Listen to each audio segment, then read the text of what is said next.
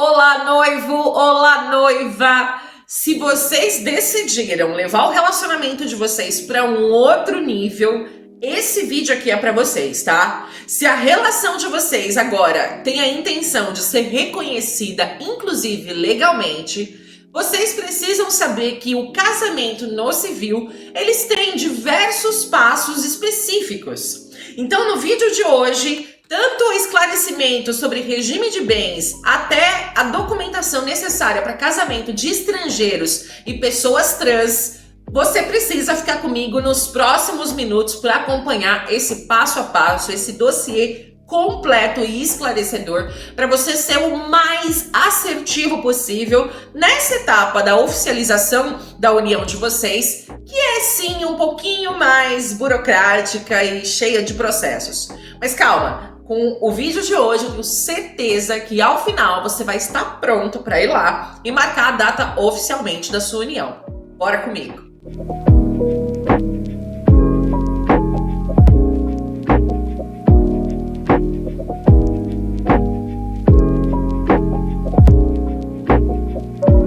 Antes de mais nada, deixa eu me apresentar para você. Eu me chamo Nath Moraes, eu sou celebrante de casamentos e aqui é o canal Pra Falar de Amor. Aqui a gente fala sobre organização de cerimônias, organização de casamento, relacionamentos e afins. Então, se você gosta desse tipo de conteúdo e tem algumas outras dúvidas a respeito desse processo de oficialização da sua união, você chegou no canal certo. Então, para não perder os próximos conteúdos, já clica para se inscrever no canal e após isso você já clica também para ativar as notificações, porque aí quando eu lançar vídeo novo, que aqui é toda semana, o YouTube vai mandar uma notificação especial para você não esquecer. Aí no seu melhor momento você vai e assiste, olha, mamão com açúcar, vai? Mas vamos lá, indo direto agora para o conteúdo. Eu sei que o casamento civil, quando a gente começa a especular sobre, muitas dúvidas pairam a nossa cabeça. Já tem vídeo aqui no canal um pouco mais detalhado, mas eu vou dar um panorama básico para você desde o início da nossa linha de raciocínio sobre casamento com efeito civil, certo? Então vamos lá. Eu até anotei aqui na minha colinha para não perder nenhum detalhe. Então eu vou desmistificar para você, apresentar para você as diferenças de quem pode celebrar uma cerimônia simbólica, religiosa e com efeito civil, tá? Vamos lá, de trás para frente. O casamento civil, quem está apto a realizar este momento? Um tabelião, um juiz de paz, um delegado nomeado pelo cartório. Então, o casamento civil, preferencialmente, vai ser no cartório, certo? Com uma data estabelecida, com documentos sendo apresentados, com as custas do cartório apresentadas. E lá você vai em determinado horário com as suas testemunhas para que o tabelião ou o juiz de paz ele faça a leitura do livro, ele faça a leitura do documento oficial que vai ser a sua certidão de casamento, que após essa cerimônia, que não tem personalização, não tem palavras doces, vocês não podem falar a não ser a confirmação de que vocês estão fazendo isso cientes de livre e espontânea vontade. E aí fica novamente uma ressalva que eu já sei que você sabe, mas nunca, a gente deve deixar de falar. Não pode ter brincadeira nessa hora, beleza? Não tem essa de falar não e depois voltar atrás. O tabelião, o juiz de paz, que é uma autoridade da lei, pode anular seu casamento e aí você vai ter que começar tudo de novo. É melhor não fazer brincadeira nessa hora, tá bom? Casamento civil com efeito religioso. Quem são essas pessoas autorizadas a fazer dessa maneira? Um padre, um pastor, um líder religioso de alguma outra instituição religiosa que tem esse respaldo através do cartório para durante a sua cerimônia religiosa fazer a coleta da assinatura de vocês num documento que posterior a este momento precisa ser homologado no cartório.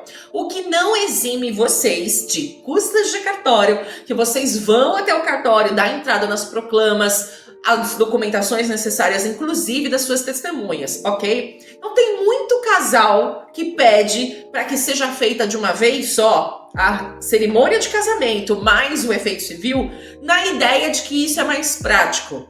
Há controvérsias. Eu gostaria de definir o que é prático, a não ser que não seja nesse ponto, porque praticidade, gente, não há, tá? Porém, Só é possível que líderes religiosos devidamente registrados e homologados pelo cartório podem fazer esse processo durante a cerimônia de casamento de vocês. E aí nós vamos então para a próxima parte, que é a cerimônia simbólica. É onde os celebrantes, como é o meu caso, um celebrante neutro, um celebrante ecumênico, pode fazer a sua cerimônia de casamento, mas aí com música, com poesia, com foco na história de vocês, onde a essência do casal vai ser o grande protagonista dessa cerimônia. Mas, infelizmente, os cartórios ainda não dão validade, né, ao que a gente faz com muita beleza, com muito profissionalismo lá, para poder validar o efeito civil com vocês. E até aí, gente, tá tudo bem, tá tudo certo. A gente entende que, de fato, é um processo que garante muitos direitos e também deveres para o casal. Então, nada melhor que seja num local que a gente já atribua uma certa credibilidade. Ficou claro até aqui? A partir do momento que vocês decidem que vocês vão se casar no civil, algumas coisas precisam ser ponderadas no pós, certo? Como que vai ficar, então, o regime de bens de vocês? Vocês já conversaram sobre isso? Essa é uma decisão muito importante, que relacionamento não tem a ver só com amor, com paixão, aquele desejo genuíno de ficar juntos, mas também tem a ver com planejamento. Também tem a ver com educação financeira e relacionada ao casal. Como é que o casal vai administrar as finanças? E nós não desejamos isso, mas caso aconteça uma separação, como é que vai ficar essa divisão desses bens? Você pretende atribuir o sobrenome do seu mozão ao seu nome? Se sim, isso é lindo, né? Construir uma família, uma nova árvore genealógica a partir dos nomes de vocês. Ok, beleza. Mas vocês estão cientes que vocês vão ter que trocar toda a documentação? Então, documentação de empresa, se você é dono de empresa, se você é autônomo, RG, CNH, enfim, existem uma série de documentos que são solicitados que sejam trocados uma vez que você adotou o sobrenome do seu parceiro. Não vão fazer? Então, vocês não vão ter que ter isso. Como que vai ficar, então, a questão dos direitos e dos deveres em relação a esse casamento? Já pensaram nisso? Todos esses pontos precisam ser levados em consideração antes de vocês irem até o cartório, porque todos esses pontos serão questionados. E aí, imagina, você já se preparou, separou um dia da sua agenda para ir lá dar entrada nas proclamas, mas vocês não conversaram sobre isso. Gente, isso é um ponto muito importante que vocês já têm que ir preparados, porque uma vez que vocês assinam, não tem mais como voltar atrás. Não sem custo, não sem burocracia. Tá? Então, de antemão, são reflexões que eu estou convidando vocês, como casal, a já anotarem e já conversarem entre vocês para quando vocês forem lá, vocês irem daí da maneira mais assertiva possível, combinado? Caminhando agora para um próximo ponto desse meu passo a passo para vocês, para ajudar vocês também com esse esclarecimento de qual vai ser o regime de bens que vocês vão escolher, eu vou dar uma pincelada básica aqui porque é de muito fácil entendimento, tá? Então o primeiro ponto é a comunhão parcial de bens. Caso vocês não conversem sobre, esse é o regime padrão. Se vocês não chegarem no cartório, olha, eu quero X ou eu quero Y, esse vai ser o padrão comum, que é a comunhão parcial de bens. O que significa o parcial de bens? O que vocês dois conquistarem, adquirirem, construírem materialmente falando, a partir da data da assinatura, tá? Do seu regime, do seu registro no cartório, é de vocês dois e, portanto, numa separação, vocês vão dividir em igual teor. E aí, como que eu digo, né, que isso tem validade a partir do momento que vocês assinam no cartório? Porque muitos casais casam alguns meses antes com efeito civil, né, no civil, lá no cartório, e bastante tempo depois que eles decidem fazer uma cerimônia simbólica. É importante vocês saberem que a validade se dá a partir do momento em que a união de vocês, o casamento de vocês é reconhecido legalmente, ou seja, no cartório. Tá? Como eu disse, a cerimônia é a parte mais simbólica, mais gostosa, eu diria, mas que não tem uma validade legal. Então, o regime parcial de bens se estrutura dessa maneira. Construir a partir do casamento, separaram é dos dois, divide em igual teor. Uma má notícia que eu tenho para te dar é que não só os bens que foram adquiridos, mas as dívidas também. Vamos supor que um do casal é gastão, adora comprar, não mede muitas consequências e acaba usando o cartão de crédito de uma forma um pouco, desregulada. Na comunhão parcial de bens, na separação, as dívidas também são divididas em igual teor.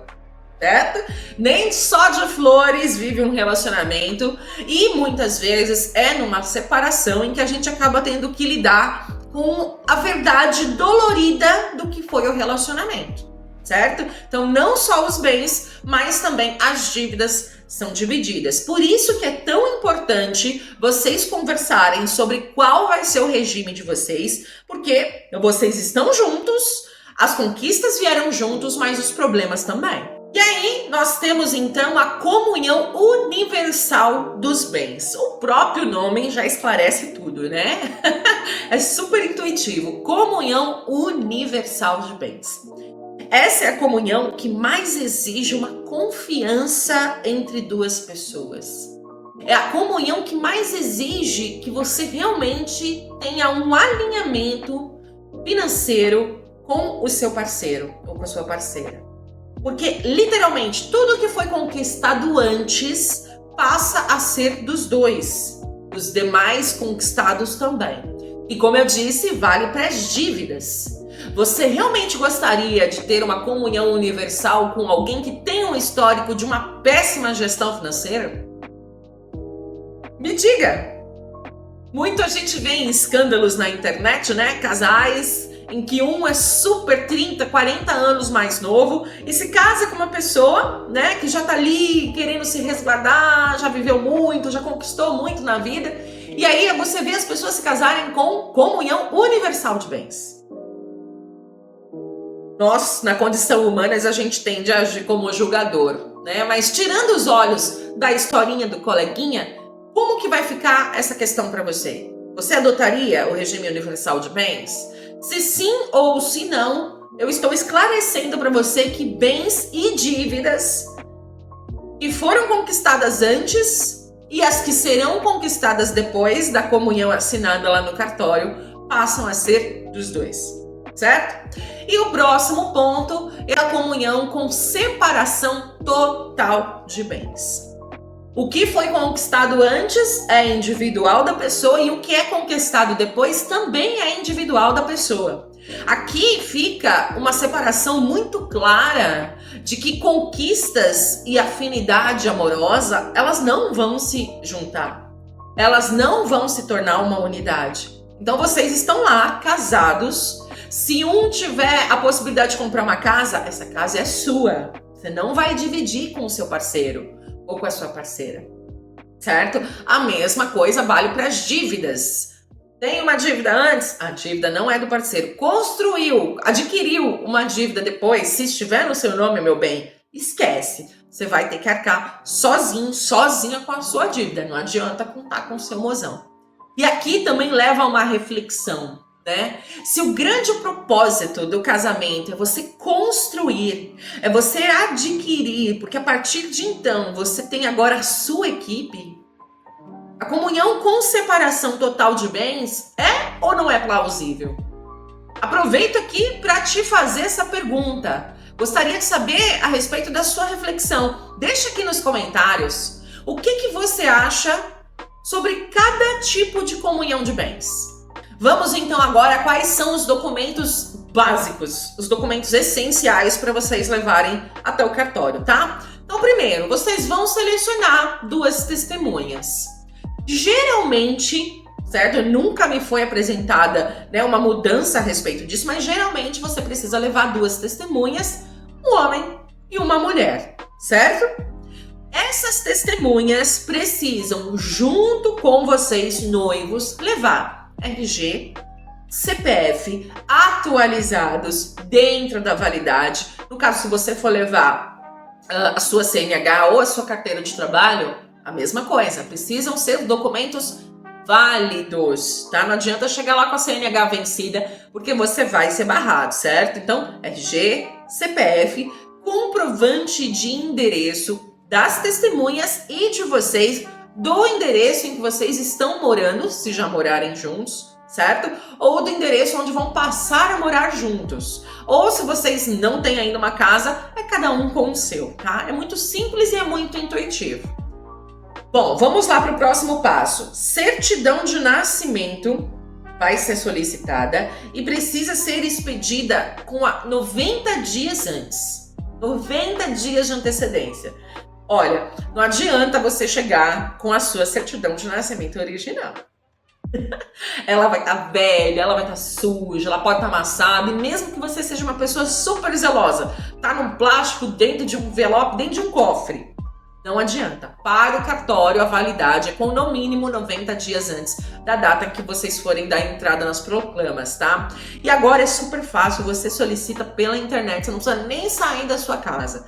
Se você é de um outro estado, facilitou demais a sua vida, porque você entra, né, no site, através do cartório que você tem de registro e solicita que seja enviada pelo correio. Então é super fácil, é super intuitivo, não é por causa de documentação que você não vai fazer esse processo de oficialização da sua união, certo? Lembrando que a certidão de nascimento, ela só é pedida para os noivos, tá? Bom, Nath, mas eu já fui casado. Hoje eu sou divorciado. Ou, num outro contexto, Nath, eu já fui casado, mas sou viúva. Então, esses documentos adicionais você também precisa levar, que é a certidão de averbação de divórcio, certo? Ou a certidão de óbito do seu ex-cônjuge. E que precisa também estar válida com até 6 meses da data em que vocês vão até o cartório. Tá? Então, temos aí documentos a mais para vocês levarem em consideração. Então, vamos lá, recapitulando, que eu faço questão de deixar isso bem frisado aqui. RG, CPF, certidão de nascimento atualizada com até 90 dias antes da data, comprovante de endereço e, no caso de divorciados, certidão de averbação do divórcio ou, no caso de viúvas e viúvas, a certidão de óbito emitida com até 6 meses antes da entrada das proclamas. Anotou? Aqui embaixo na descrição do vídeo vai ter também uma listinha básica para você fazer download com toda a documentação necessária. Combinado? Agora eu vou falar para você como que funciona no caso de casamento civil envolvendo pessoas estrangeiras e pessoas trans, tá? Pessoas trans vão ser solicitados os mesmos documentos que eu falei anterior, mas no caso, se você teve, né, a troca de gênero, a troca de nome, você também vai precisar considerar que você vai precisar levar uma certidão atualizada conforme a sua identidade de gênero. Então você já sabe, você que é uma pessoa trans, que você teve que trocar toda a sua documentação, certo? E se você trocou a sua documentação, são essas documentações atualizadas da forma com que você quer ser tratado que você vai levar até o cartório. Nada vai lhe ser questionado. Ninguém pode exercer, sabe, preconceito, discriminação, porque senão você pode chamar a polícia em tempo real, tá? Aqui é um direito que foi conquistado para você oficializar a sua relação. Então, de antemão, eu já estou falando para você, você não pode ser retalhado, você não pode sofrer nada, mas você precisa levar a documentação certinha, até para poder poupar o seu tempo e ser um processo burocrático mais assertivo, combinado? Então, leva toda a documentação. Para casamentos com pessoas estrangeiras, o que você vai precisar levar? Certidão de nascimento traduzida, o seu passaporte, além de todos esses outros documentos que eu falei anteriormente, tá? E é muito provável que se você ainda não tem a compreensão do idioma português na totalidade, você ainda entende muito pouca coisa, depende do seu cônjuge para poder fazer a interpretação e o entendimento correto do nosso idioma. O ideal é que tenha um intérprete juramentado durante, né, a leitura dos termos do civil por um juiz de paz na hora em que você for lá, né, oficializar a sua união, para que você tenha veracidade, que você tenha um bom entendimento do que está sendo falado. Gente, casamento civil é muito sério. É um procedimento que está ligado à nossa jurisdição. É um procedimento que é reconhecido por lei.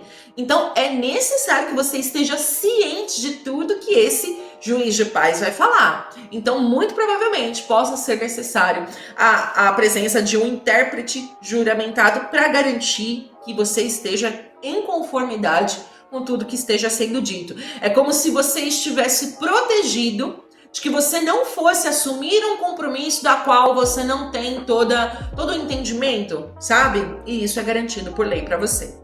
Como que é o passo a passo no cartório? Decidimos, já separamos toda a nossa documentação.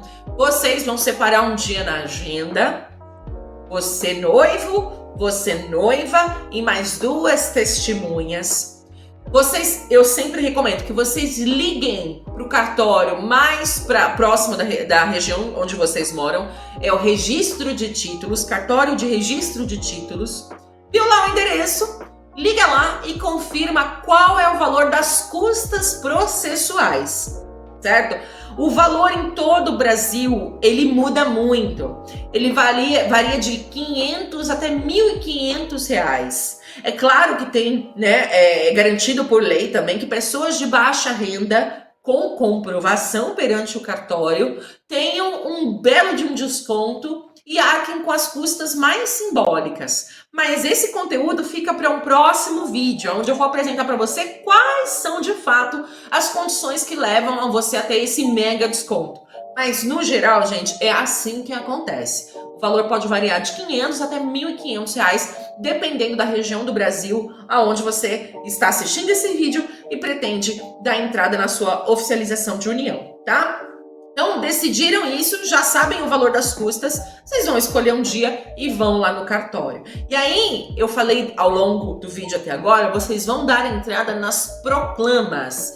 Diferente ao escrevente, você vai dizer qual foi o regime de bens escolhido, se vão ou se não vão adquirir o sobrenome da pessoa amada em questão. As testemunhas vão assinar, comprovar seus documentos, vocês vão assinar e vão sair de lá com uma data agendada, com o horário bonitinho, para vocês irem lá e passarem por esse processo. É mais fácil do que parece, só é burocrático, né? Até a gente chegar aqui é um pouco burocrático. Dica da sua celebrante, tá? Vocês vão sempre preferir que seja num sábado. E muitos casais querem porque querem que seja no mesmo dia da sua cerimônia simbólica. Então eles vão lá sábado de manhã para casar, ou sábado à tarde, ou no início da noite. Cuidado. Cuidado, porque se a sua cerimônia está marcada para ser um almoço no sábado, né, ali na parte da tarde, cartório de sábado, gente, é todo mundo que não tem tempo de ir de segunda a sexta. É todo mundo querendo casar no sábado. E por mais que você receba um horário, aquele é o horário do atendimento do cartório, que geralmente é mais curto do que em relação à semana. Então, às vezes você marcou para as 9 horas, mas tem mais outros 3 casamentos que vão rolar às 9 horas também. Cartório tem dessa. E aí, se você contar que você vai chegar no horário para a sua cerimônia simbólica logo depois, eu sinto te dizer uma experiência de muitos e muitos anos celebrando casamentos, as noivas chegam atrasadas. Eu costumo dizer que o que atrasa uma cerimônia não é a noiva, a não ser nesses casos. Porque aí depois você vai querer se arrumar, você vai trocar de roupa, vai se maquiar e tem atraso.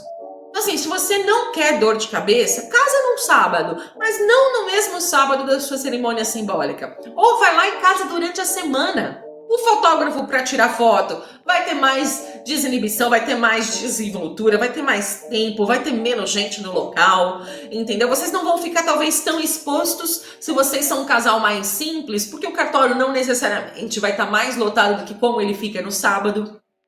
Certo? Então essa é a minha dica de celebrante para otimizar o seu tempo e garantir também que vocês não tenham estresses, tá? É É isso. Vocês vão lá, vão sair já com a sua certidão de casamento oficial, assinadinha por vocês e pelo tabelião, pelo juiz de paz responsável, certo? Se vocês forem empregados no regime CLT ou forem funcionários públicos, vocês já vão ter direito à licença gala a partir da assinatura. Quer saber o que é licença gala? Nunca ouviu falar? De um modo bem sucinto, é um direito que todo trabalhador CLT ou funcionário público tem por lei de curtir um pouquinho, né, essa grande conquista que é a celebração da união de vocês. E se você quer saber mais detalhes a respeito desse direito garantido por lei, deixa aqui nos comentários que depois eu vou preparar um vídeo esclarecendo todos esses pontos, tá? Segundo convenção coletiva, segundo a maioria dos RHs, né, acaba solicitando de vocês como uma regra oficial para fazer valer esses direitos, mas só vou fazer se você deixar aqui nos comentários, tá? Deixa aqui, que logo tem um vídeo para vocês sobre isso. Ficou claro até aqui? Eu sei que é muita coisa, mas você precisa ter entendido até aqui. Para você, vale a pena passar por todo esse processo? Lembrando que a oficialização da sua união na condição civil, ela garante não só direitos, mas ela também garante deveres para você.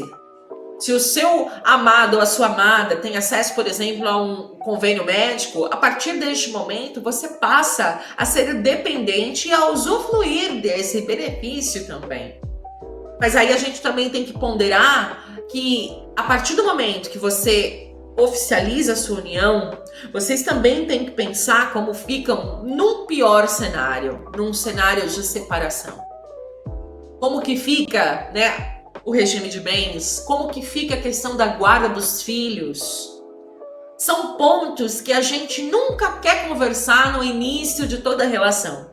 Quando o sonho, quando o desejo de fazer a oficialização, de fazer uma festa, uma cerimônia, de reconhecer a união de vocês perante a lei, nem só de flores vive um relacionamento. As tempestades, elas se fazem presentes também.